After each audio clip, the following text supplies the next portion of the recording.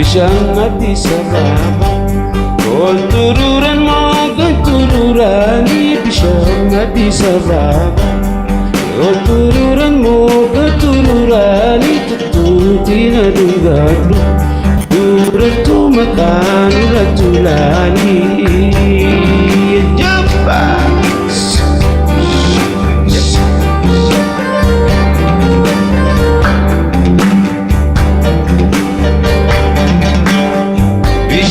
Nati sababa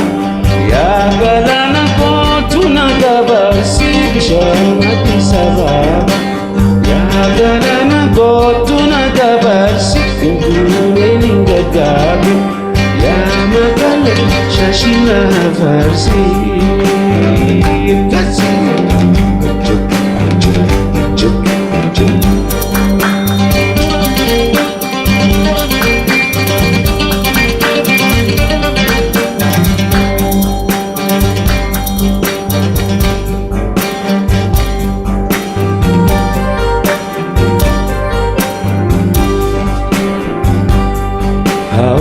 naman jesisu yani hiri ya naman rafisu Awash naman jesisu yani biya ifi naman rafisu Asko tulagarati zaman ni tole tole kadari Asko tulagarati zaman ni hamma telagayati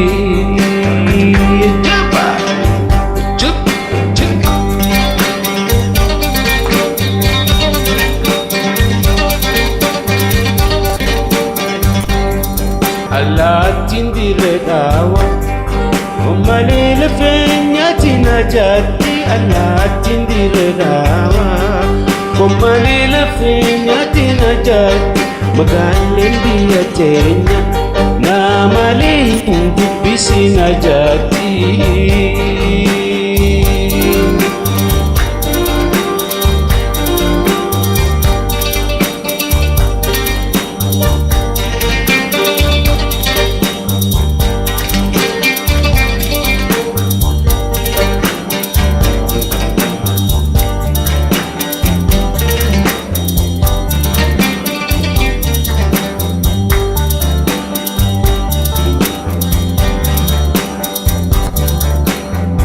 Ejero warabana Ejero bishan satumboro ine Ejero warabana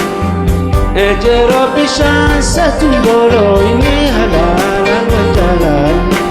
Jalalo halala tumofo ine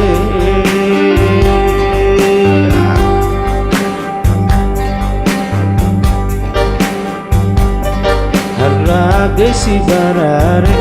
Dima baji far kubati agage si barare Dima baji far kubati garan se akubati Dekuma garan si akubati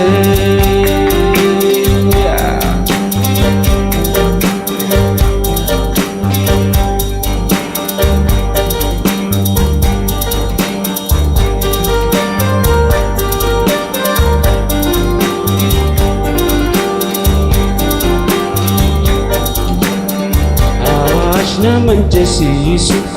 Gani biya ofi naman rafisu Awash naman shofisa Yani biya ofi naman bojisa Asko tulagarati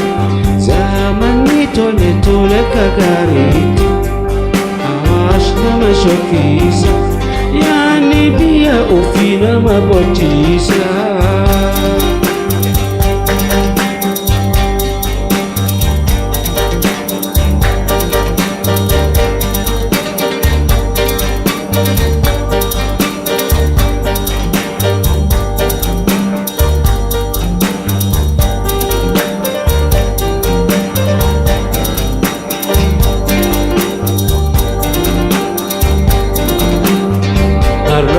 geessa wallagga wallagga irratti sin darbaadhu har'aa geessa wallagga wallagga irratti sin darbaadhu atuu bareedu taana naamusi jaalata sin argadhu.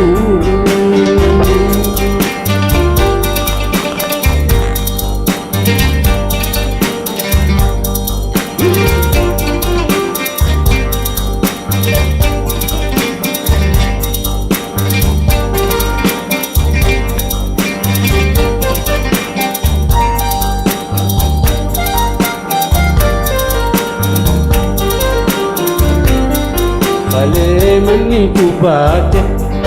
utubaa warqii shantu gubate manni gubate utubaa warqii shantu gubate ana maal godhu jetta kaasirra bareedu na fuudhate.